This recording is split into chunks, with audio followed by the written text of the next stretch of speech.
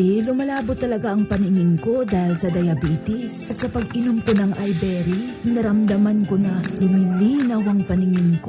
Saka bumaba rin ang blood sugar ko. Talagang paalala, ang iBerry ay hindi gamot at hindi dapat gamitin panggamot sa anumang uri ng sakit.